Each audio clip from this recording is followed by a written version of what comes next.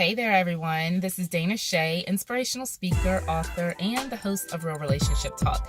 Thank you so much for tuning into this video today. I have not done a video in a minute, and I've really missed you guys. So I'm so grateful that you're watching today. But I wanted to do a video today in response to someone who messaged me on social media, and we were talking about trust. So that's where I get a lot of my content from. It's actually just where people will send me a message. They're having an issue in their relationship, and instead of just answering their question, a lot of times I'll take their question and I'll turn it into a video like the one that you're watching right now.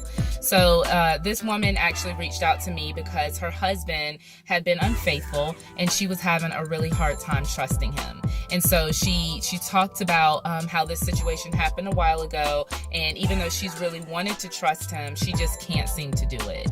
And I can definitely relate to that.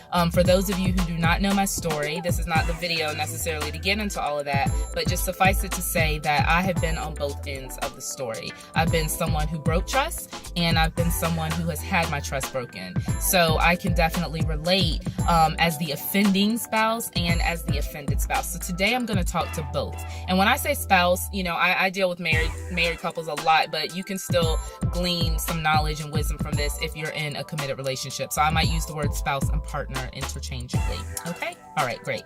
So let's get into this.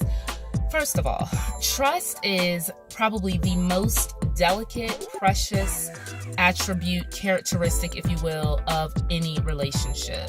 It is really the glue that holds all relationships together. Whether you have a business relationship or whether we are talking about a marriage relationship or even a parent-child relationship, trust is the glue that holds those relationships together. Once trust is broken, it is very difficult to rebuild it. Not impossible, but very difficult. And it takes a long, long time.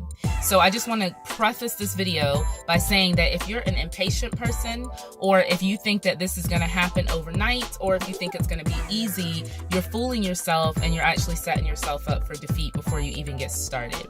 But with that being said, let's talk about what trust is. And I'm going to give you four I'm going to give you four challenging ways on how you can actually rebuild trust if you've broken it in your relationship. And then I'm also going to talk to the offended partner for how you can actually begin to trust again. All right. So first of all, trust is initially given. Okay. Trust is initially given. And what do I mean by that?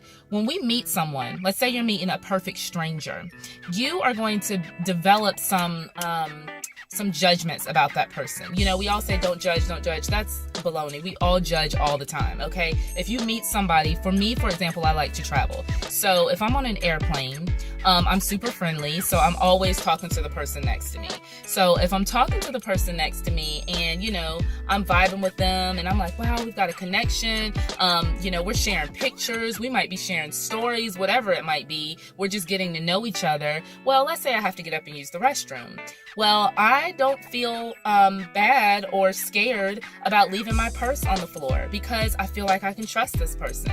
Now, if it's someone who maybe they're like rude, or I'm trying to talk to them and they're not really trying to talk back, or maybe I feel like he's being a little too flirtatious, whatever the situation might be, if I feel like I cannot trust this person, I'm taking my purse with me to the restroom. Okay? So that's just a little small example of how trust is initially given. Now, after you begin a relationship with someone, that little kind of shallowy trust that you build then has to be built upon. And this is where we say trust is earned. Trust is earned. Trust is earned over time by habitual behavior, negatively or positively. For example, I tend to run late. Don't judge me, okay? I just tend to run late. It's just like my clock is set like 15 minutes in the past or something. I don't know. So my kids know if they need to be picked up on time, if they want to be picked up on time, they kind of already know they need to tell me 6:45, even if they don't need to be picked up till 7, because they don't trust me. Okay. I mean, they just know that I'm going to show up 15 minutes late. And so in a small way, I guess, you know, I've broken their trust. I'm sorry, guys. I'm sorry. Okay, I got myself together. All right, so anyway, trust is built over habitual behavior. Now, my husband, on the other hand, is always on time. I know that if I need to be picked up, or if I need to meet him somewhere at whatever, 3 o'clock, I know he's going to be there at like 2:50, just because he's always on time. I can trust that he is going to be there when he says he's going to be there. So that's how trust is built, habitual behavior over time. Now, if you have broken trust, you can rebuild it, but like I said, it's going to be a little bit of a challenge. It's going to be some work, all right? So if you're ready to work, then let's get into this. I'm going to give you 4 practical steps that you can do to rebuild trust. The first one is you need to take responsibility for whatever it is that you have done. Now, I'm speaking about infidelity. I'm speaking about maybe you've gambled some money away. Maybe you had some other addiction that you were supposed to have mastered that you've fallen back into. Whatever it might be, you need to take responsibility for that behavior. You cannot make excuses. You cannot blame your partner. You can't blame your parents. You can't blame Donald Trump.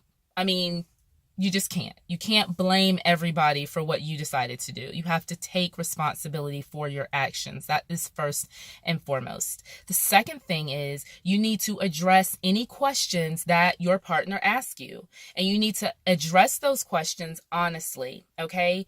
Now, when me and Sean were kind of going through our mess, there was some stuff that I would ask that it wasn't helpful for me to know that information, okay? So a good question, if you're the offending spouse, the one who did the dirt, if your spouse or partner is asking you a question that you think, you know what, this information might not be helpful actually to this person, then you need to say something like, I appreciate your question and I want to be honest with you, but I really don't think the details of what you're asking me are going to help. You could say something like that, okay?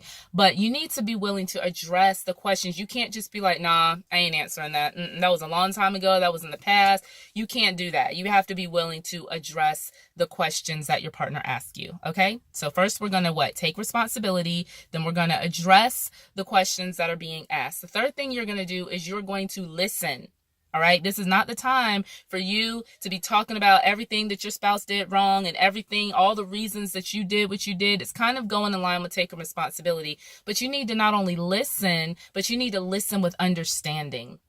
You don't have to agree with everything your partner says to you, but you do need to listen and understand. You need to have empathy. You need to understand that what you did was hurtful, and you need to let your spouse or your partner emote. And let them emote in whatever way they need to emote.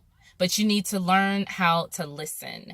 And then the fourth one is that you need to kill whatever it is that got in the way of your trust. So if that's the chick at work, you got to kill it. Whether that means you quit your job. I mean, how badly do you want your marriage? How badly do you want your relationship? If you had an inappropriate relationship with somebody at work, you might need to quit, or you might need to get transferred to a different department. You need to kill it. You can't play around with fire. We see all the time, and I say we, me and Sean, we talk to couples all the time, and we hear them say things like, oh, I'm just going to not talk to that person anymore. No, You have got to intentionally close, slam, lock the door, put a deadbolt on it. You have got to intentionally kill whatever it is that got in the way. Maybe like I said earlier, if you have a gambling issue, well, you just might not ever be able to go to a casino ever again in your life. I mean, you have to be that tenacious and you have to be that bold if you really want to earn that trust again. So if you were paying attention, you understand that I just gave you an acronym, and the acronym is TALK. You have to take responsibility, address any questions, listen with understanding, and you need to kill anything and everything that got in the way of your trust. All right. That is to the offending spouse. Now, to the offended spouse or partner, I want you to listen to me because I understand this is not easy. Okay. It is not easy to trust someone again that you've given your heart to that have broken that trust.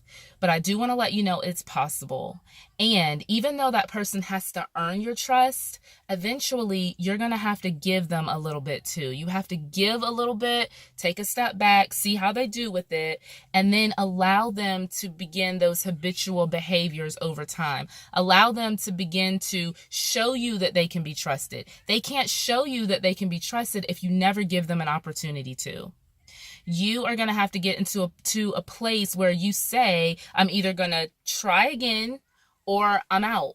But you can't stay in a relationship if you've made up in your mind, I'm just not going to trust this person. So that pretty much is it. If you are on the road to recovery, restoration, rebuilding your trust, I want to commend you. It is a road that is very well traveled, and not everyone makes it. Not everyone makes it because not everyone is willing to do the work that it takes, not only to rebuild trust, but then to shore up their relationship in such a way that whatever happened does not happen again. It is my desire that couples, marriages walk in wholeness, walk in freedom, and that you have authentic love. And your love is going to be tried. You know, I met a couple earlier today. They've been married for 40 years and they're going through some things right now. And I just commended them. I said, you know what? You've been together for 40 years. I know in 40 years there's been some stuff that has happened, but you've gotten through it and you're going to get through it this time around. So I really hope that this has encouraged you. Please share these videos if they mean anything to you, if they're helping you, if you've got a girlfriend, an auntie, a sister, a cousin, a brother, an uncle, whoever. Share these videos so that they can receive the same encouragement that you got today. So that is it. Be sure to follow me if you're not already, which you probably are, or you wouldn't have access to this video, but maybe someone shared it and you haven't followed me yet. So be sure to follow me on social media, Facebook and Instagram. I am The Real Relationship Talk, and on YouTube, I'm simply Dana Shay. So I will see you all on the next video. Take care.